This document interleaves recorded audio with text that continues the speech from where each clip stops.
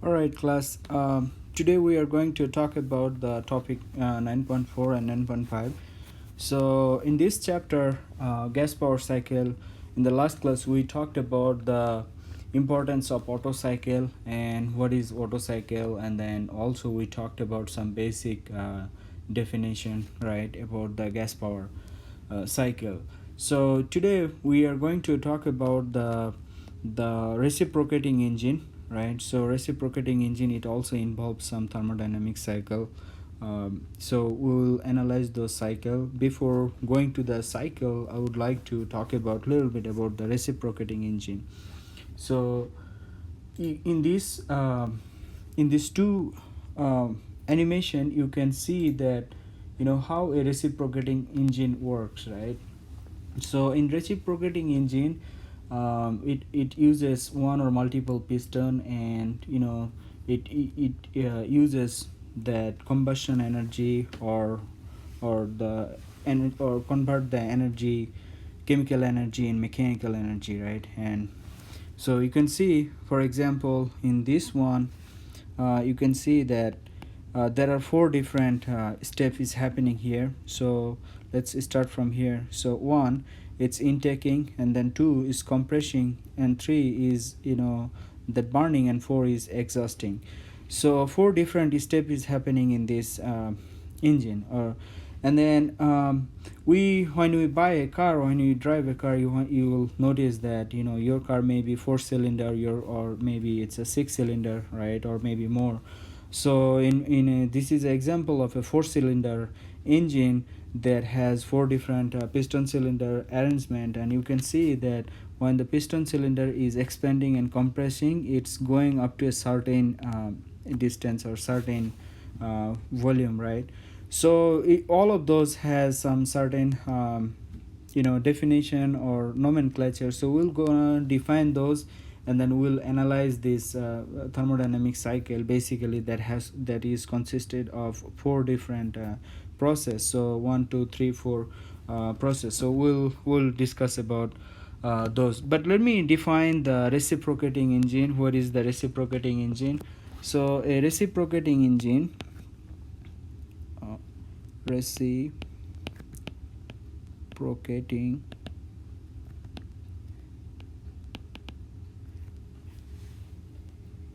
engine is the one that uses um, piston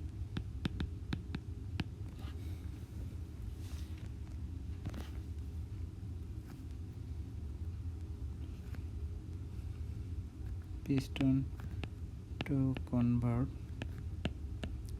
pressure into rotational motion. That's the most important thing, rotational motion, right? So that's the definition of the reciprocating engine, right? Basically it's creating that rotational motion, right, from this piston cylinder arrangement.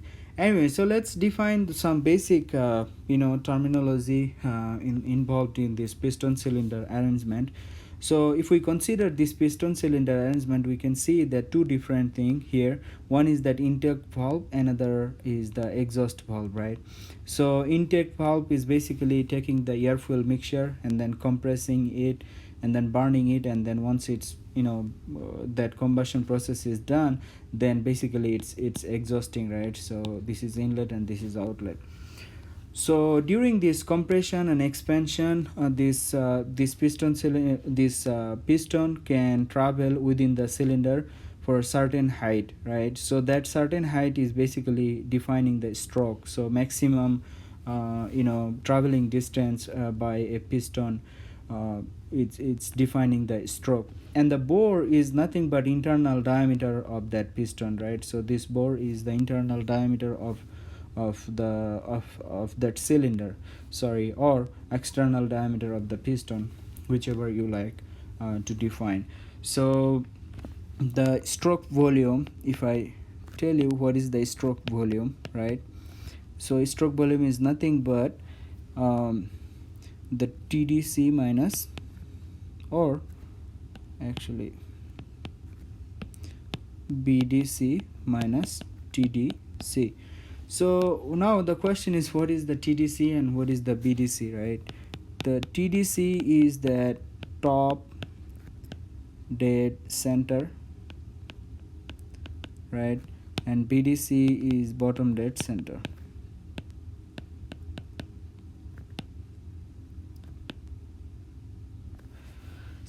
of the piston, right? So we'll use this terminology like a lot of times in future math problem, or even in future derivation, right? So other terminology involved in this piston cylinder arrangement are the stroke, which I defined here. Stroke volume is nothing but the difference between the BDC and TDC. And then we also know that bore is the internal diameter of of the cylinder. And then it has the intake valve, so it uses the intake valve. Let me write it here. So intake valve basically takes the air fuel mixture, or sometimes only air, right? Or sometimes only air. And then exhaust valve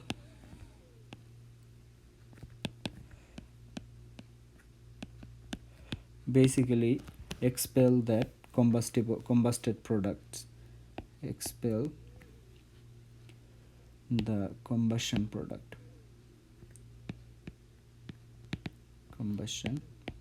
It could be carbon monoxide or carbon dioxide, right?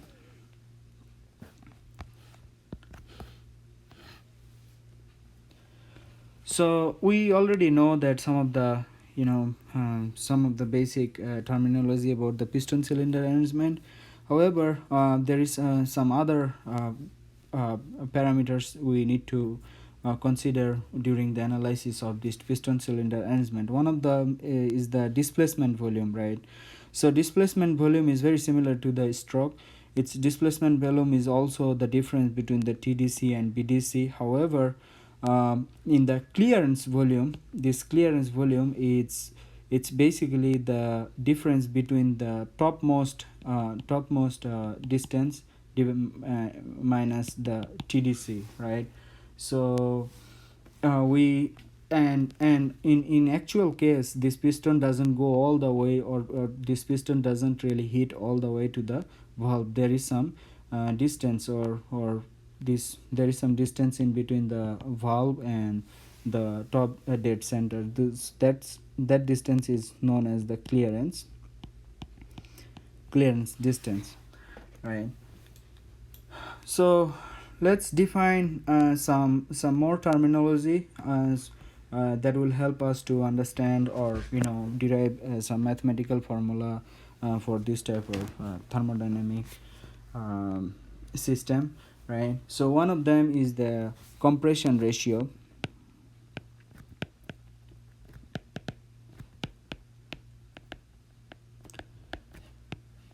Compression ratio, it can be expressed by gamma, and it is the ratio of the maximum volume divided by minimum volume, right? So that means that the maximum volume we can reach at when the piston is at BDC, bottom dead center, divided by minimum volume we can achieve when it's in the TDC, top dead center, right? So gamma equals to V BDC, right, divided by V TDC. So in this diagram, if I use this piston cylinder arrangement, this diagram is explaining nicely about the compression and expansion of that system. So let's consider the starting point is BDC, right? This piston is all the way to here, right? And it can move like this way in both directions. So when it's in BDC, right, in this position, then the volume is maximum. And then when it's started to compressing that gas, then it's reducing the volume, and then at some point it will come to the TDC, and the volume is minimum. When the volume is minimum, certainly the pressure will go up, and we see that eventually the pressure is going up, right?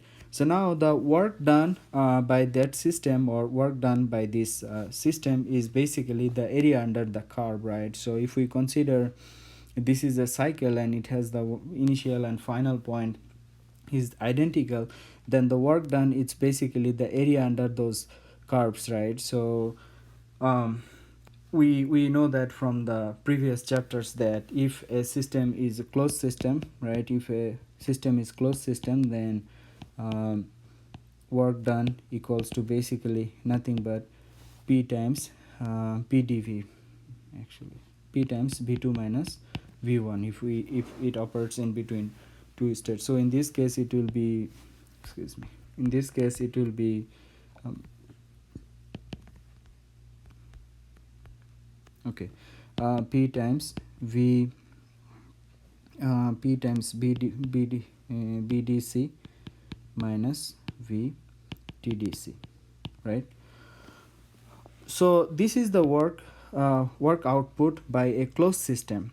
Now there is a equivalent or ideal case, right? So this amount of, so if we have an imaginary force on that piston cylinder acting, and imaginary force acting in the piston surface and producing the same amount of work, just like this one producing the same amount of work, then we can define that pressure as a mean effective pressure, right? So that means this, if we have like a imaginary pressure, imaginary pressure acting on the piston surface, right, and then producing the same amount of work just like this one, then we can call that pressure is mean effective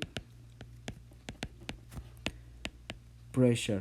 So usually we call it MEP, right? So mean effective pressure is nothing but a imaginary pressure, and it produces the same amount of work, just like, I mean, in this area. So a area of this under this line, which is equals to neat work, is this one, right? The same amount of work. So this is the imaginary pressure, right? So now if we define it mathematically, then we'll get that W net, right, net work done by a system, closed system, equals to mean effective pressure times piston area times the stroke volume, or just only simply stroke, right? So area times stroke means that W net equals to MEP. Area times stroke means that it's a volume, right? We are talking about the displacement volume, so this will be displacement volume. So now let's take a look at this diagram, right? So in this, if we take a look in this diagram here, we'll get the W net, which is equals to MEP times B max minus V mean, right? So displacement volume, what is the displacement volume? Displacement volume is the difference between the maximum volume minus the minimum volume, basically this one, right? So that's the displacement volume. So if we write it, MEP times displacement volume is equals to V max minus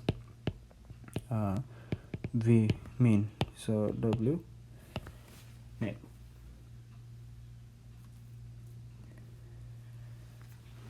Or we can write it, if I tell you guys that, for a thermodynamic system we have the network, and also we know that maximum volume and minimum volume. What is the mean effective pressure, right? MEP.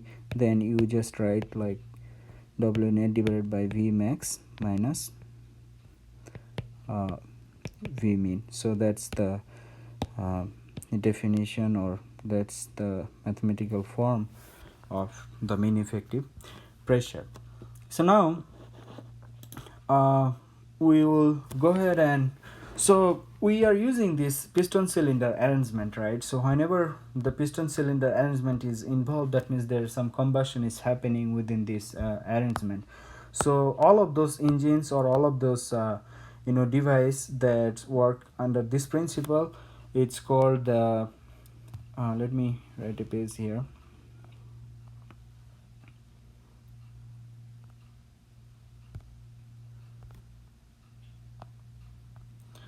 Okay, so all of those engine working under this principle or combustion is happening within the piston cylinder arrangement, we call them internal combustion engine. Internal combustion engine, or we call them IC engine, right?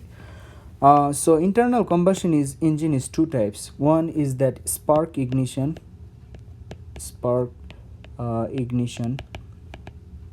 which is SI, and another is the compression ignition, ignition, compression ignition, or CI engine, right? So let's see that what is the spark ignition engine, right? So if the combustion of the air fuel mixture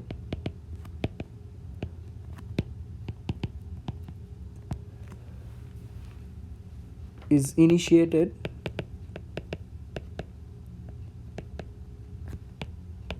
by spark plug, then it is a spark ignition engine, right? So in your car engine, you will see that it's a spark ignition engine, right? However, there are some other kind of engine that the air fuel mixture is self ignited, right? You don't need there is no need of spark plug, right? So if the combustion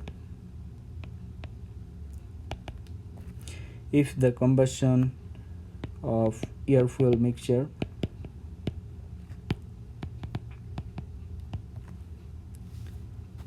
is self ignited, right,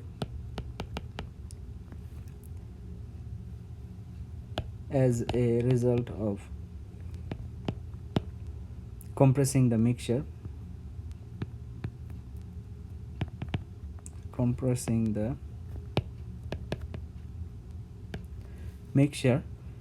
above its self ignition temperature,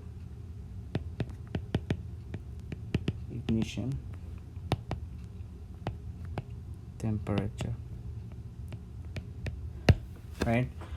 So now you guys know that what is the spark ignition engine and what is the compression engine, right? Compression ignition engine. Now your task is to give me that what or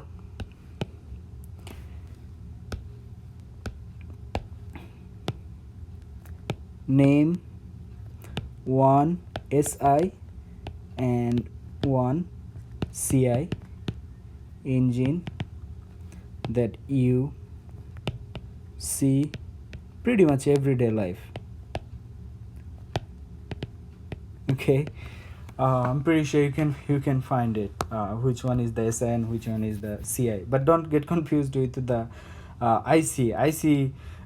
Like both SI and CI belongs to the IC. However, their combustion mechanism is different. One needs the spark plug, another doesn't need the spark plug. It's a self-ignited. So your task is to find out, give me the name of the SI and CI engine.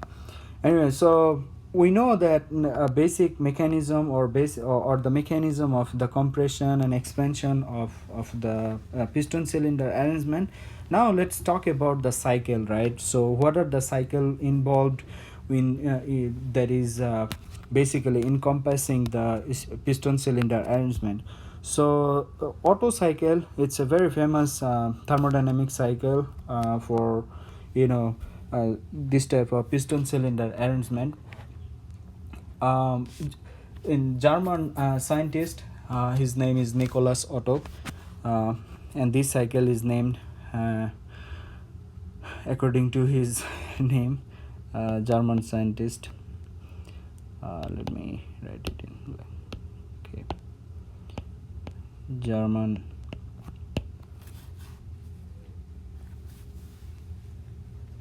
scientist, and he built the first like the engine, four-stroke engine, in 1876. 1876 he built the first four-stroke engine. So why we are telling it's four-stroke, right? So four different stroke or four different processes happening. So let's start in actual process or actual ignition engine. Imagine if your car engine, how it works, right? So first of all, the intake valve is opening and then air fuel mixture is coming within this piston cylinder, right? And then second thing is that once it's coming, then it start to compressing. So that means it's a we are naming it as a compression stroke. And then second thing, once it's compressed, right, once your piston is reached to the TDC, then the spark plug is initiating the combustion. So due to that combustion, it will produce the high temperature and high pressure, and that pressure eventually is trying to push down uh, the piston in bottom dead center. So it's coming to the bottom dead center. As a result, the gas or combustible gas is expanding, and at that time the exhaust valve is opening and exhaust gas is leaving the system, right? Again, it's the same thing. Air fuel is coming and it's a intake stroke. So four different thing is happening. So compression, expansion, and then exhaust, and then intake, right? So and it's happening in a cyclic process. So this is the actual four stroke spark ignition engine, right? However, what is happening in ideal case? Ideal case is that everything is the same. However, instead of spark plug and instead of exhaust, in ideal case it's a closed system. And what is happening is that instead of spark plug, a external system or external device is providing that energy, to burn the or to heat up the air. So that energy is Q in, right? And instead of exhaust, that same device is, or maybe another device is taking the heat from that system, from this piston cylinder arrangement, which is this Q out, right? Q out. So that's the difference between the actual and ideal cycle. So the Q in instead of spark ignition, and Q out instead of exhaust system, right? So that's the difference between the ideal and actual four-stroke engine. So now what happened, or what did Mr. Otto did, what Otto cycle it's dealing with. So basically Otto cycle is also an ideal cycle, which is consists of four different processes, and also two thermodynamic cycles. So basically, if we consider that, if we write this Otto cycle, it's a four-stroke internal combustion engine, right? Internal combustion engine that consists of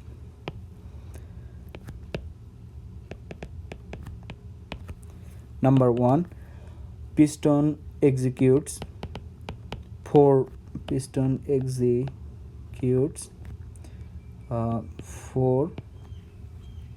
complete stroke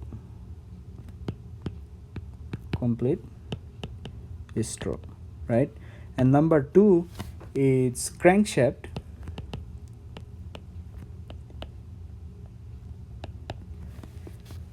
completes two revolutions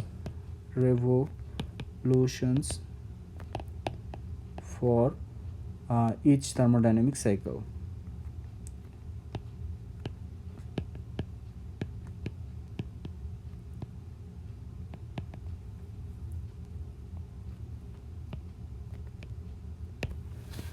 right? So if we take a look at this diagram, we'll see, let's start from this intake, right? So when the intake is happening here, then it's coming all the way to the bottom, right? BDC. So from the TDC it's going all the way to the BDC. So once the intake is done, then it's trying to starting to compression. So basically this line is happening, the compression. So once the compression step is done, then it start to ignition. And then after ignition, uh, you know once the ignition is started, and it will take some time, and it will start the combustion. End of the combustion, we will see that pressure rise of that system, which is this one. And then it will start to expand, and exhaust valve will eventually open and release the gas. Once you release the combustible gas, then this exhaust process is basically representing that one. And then once the exhaust is done, then again it will continue to continue that cycle, right? So this is the ideal case. However, what is happening in sorry, this is the actual case. What is happening in ideal case is that instead of instead of spark ignition or exhaust gas leaving the thermodynamic system, everything is closed. And what is happening is that we are adding heat, and we are taking heat from that thermodynamic system. So in this thermodynamic cycle, or ideal cycle, you can see that heat is addition in 2 to 3 steps, which is this heat addition, right? Constant volume heat addition. And in this one, Q out, which is the constant volume heat rejection, 4 to 1. So now we know that where is heat is adding and where is heat is leaving. Now we should be able to determine the efficiency of each of the thermodynamic cycle, meaning that ideal case um, and actual case, right? So let me write down the thermodynamic cycle, or the piston execute four different stroke, right? So each of these 4 stroke has name, right? So it consists of 4 internally reversible process, Otto cycle, and 4 internally reversible process.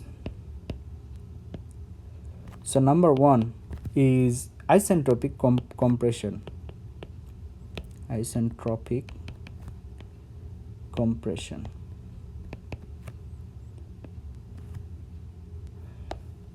which is defined by process 1 to 2, right? And in this case, entropy is constant. Number 2, okay, basically it's a constant volume heat addition. Constant volume heat addition. So this is 2 to 3, and volume is constant, V equals to constant, right? Number 3, in this step, isentropic expansion,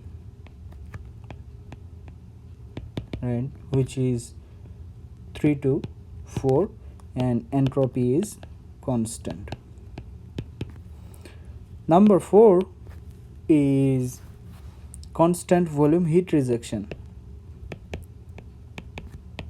Constant volume heat rejection, which is 4 to 1, and volume is constant, right? And also in this system, in ideal case, you can see that no gas is leaving, or this air or ideal gas is not leaving the system.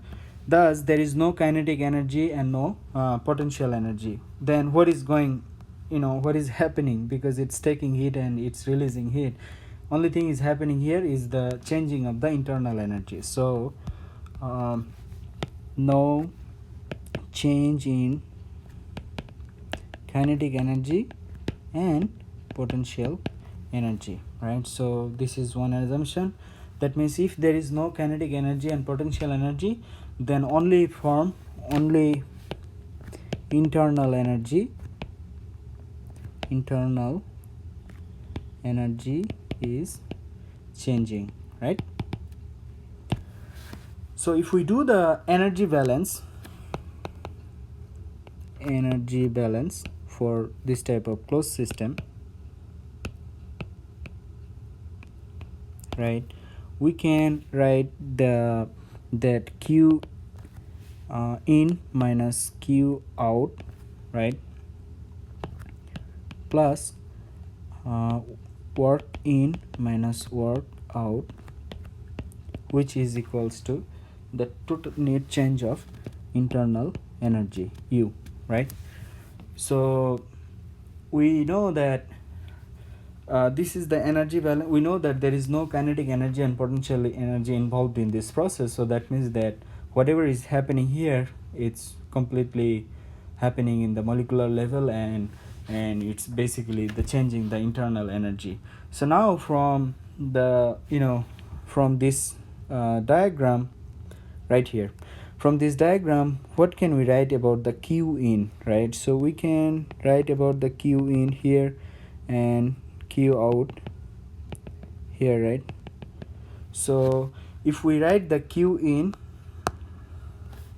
so Q in, then we can get U3 minus U2, right, which is equals to specific heat at constant volume and T3 minus T2, right? So and Q out equals to U4 minus U1, right, which is equals to CV times T4 minus T1. Now the efficiency, we know that Q in and Q out, and we also know that the work or we also define the work input and work output of that thermodynamic cycle.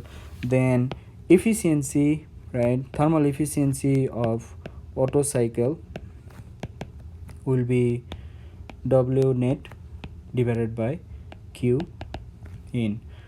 So W net is nothing but the Q in minus Q out divided by Q in, right? So if we rewrite this equation, Otto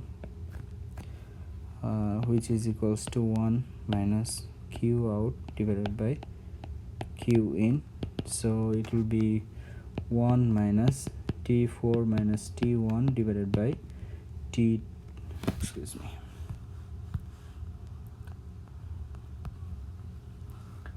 T3 minus T2, right? So basically here T4 minus T1. Let me rewrite this TS diagram, then it will be easier for you guys to understand the the what is the Q in and what is the Q out. So if I draw a TS diagram, so this is S and this is T. So ideal TS diagram for Otto cycle, then process 1 to 2, this is 1 to 2, and then this is 2 to 3, and then 3 to 4, and then 4 to 1, right? So let's see that what do we write. So isentropic compression 1 to 2. So isentropic entropy, that means entropy is constant along this line, compression, and then constant volume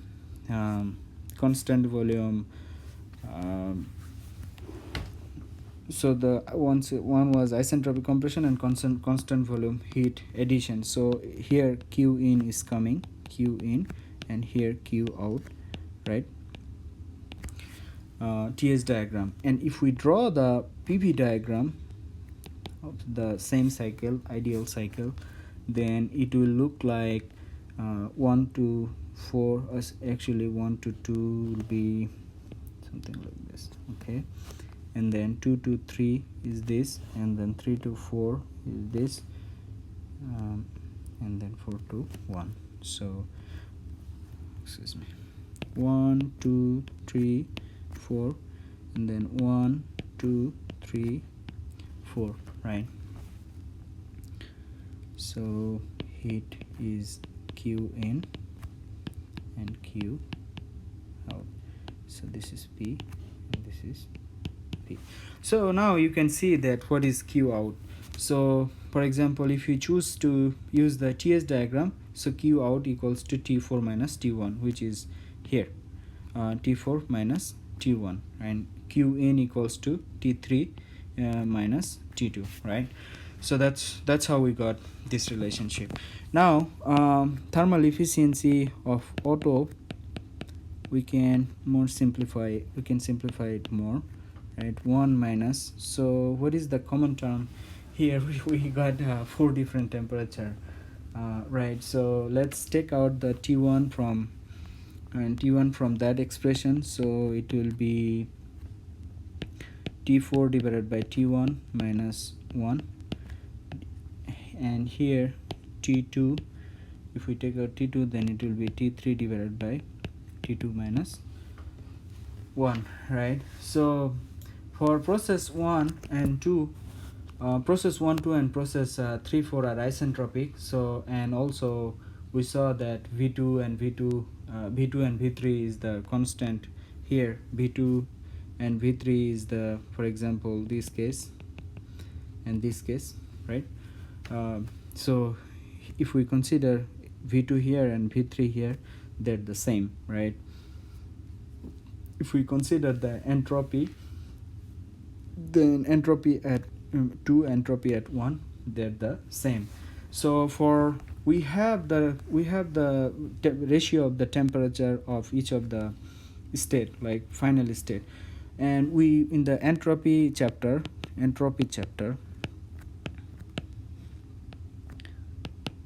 chapter 7, we specifically talked about the ideal gas and isentropic condition, right?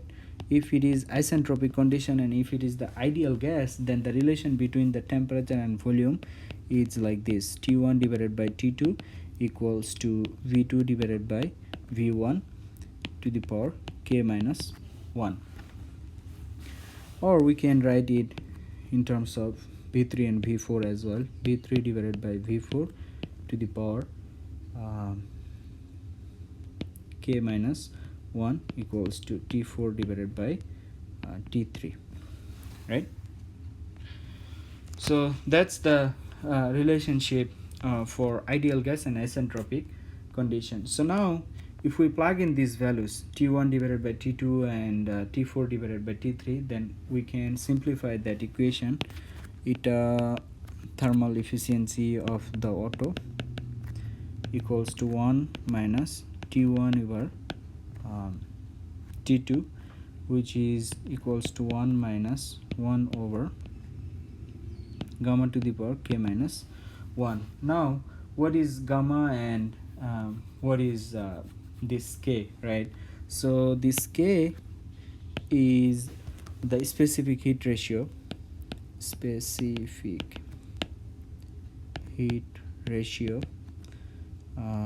which is equals to Cv divided by Cp, actually Cp divided by Cv, and the gamma is the compression ratio,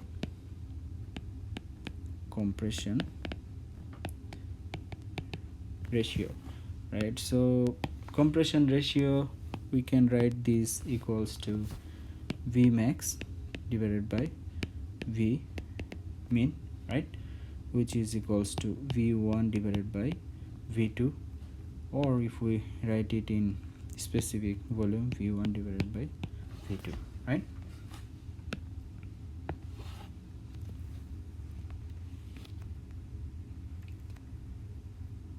So that means that efficiency of the Otto cycle, thermal efficiency of the Otto cycle can be expressed in terms of compression ratio and specific heat ratio, right? so it will be K minus 1. Now let's talk about what is the impact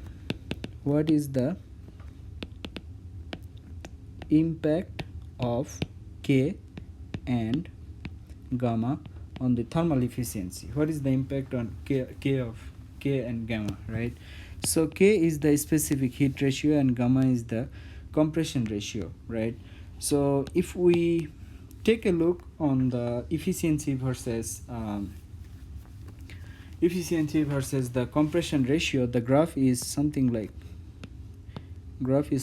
this. So this is thermal efficiency, right, versus the compression ratio. The graph is something like this.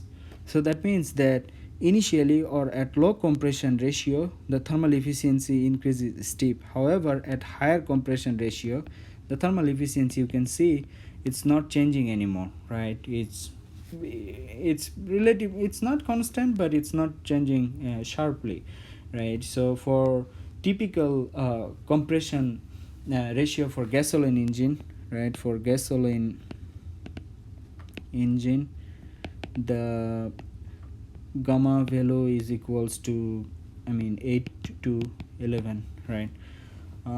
So now the question is that I ask here, what is the impact of the specific heat ratio and the compression ratio? So if the compression ratio goes up, efficiency is not gonna increase substantially, right, initially. So that means that for lower compression ratio, efficiency is higher compression ratio, efficiency is not getting higher anymore, right? So what is happening is that if you have the higher compression ratio in an engine cylinder or the piston cylinder arrangement, let me go over here. If you have higher compression ratio in this piston cylinder arrangement, it will produce some sort of sound, so knocking. So that knocking, it's basically reducing the or taking some sort of energy and reducing the engine efficiency, which is not desirable, right? So higher value of gamma produces engine knocking. Okay, engine knocking.